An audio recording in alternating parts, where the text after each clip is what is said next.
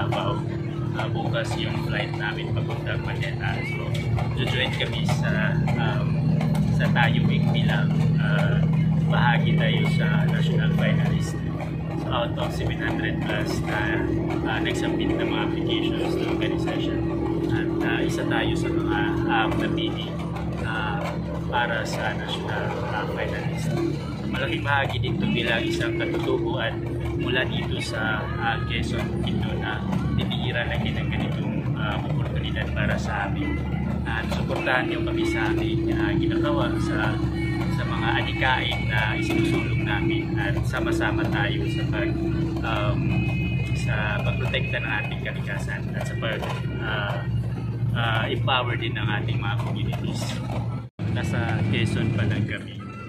Siguro darating kami mamaya sa Davao mga alas 5 or alas 4 ng hapon. Medyo malayo pa to. So, yun, mababa ba itong biyahe?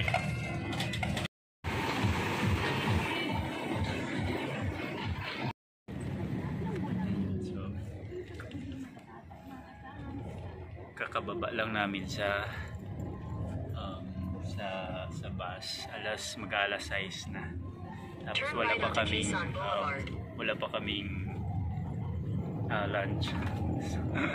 So dala pa ni hapon na ni Ron. Tingnan natin baka may restaurant sa labas.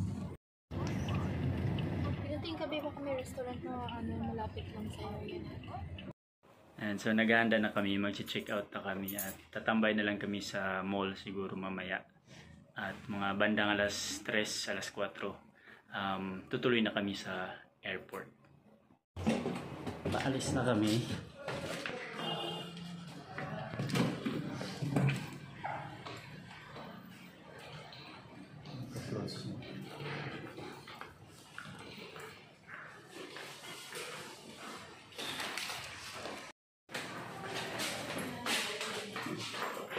Yung hotel na wala na.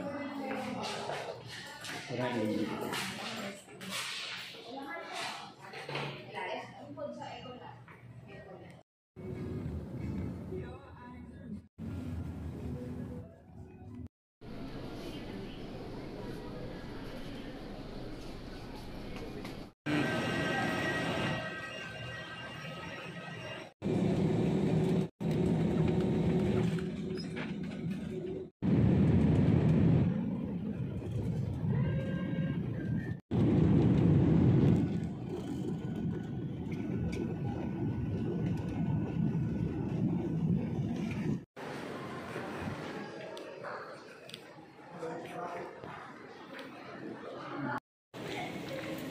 Pupunta na kami. Ayaw mo pagkita siya. Ikamay na lang. Ayaw. Bakit galit ako? Bigat ka dyan. Ano kaya niya? Bakit binigay mo? Ilalagay ko lang dun sa ano. Baka hindi dito mawala? Ha? Ang concern lang ko basin mawala ba? So kakalapag lang namin. Hinihintay namin yung isang bagahe namin.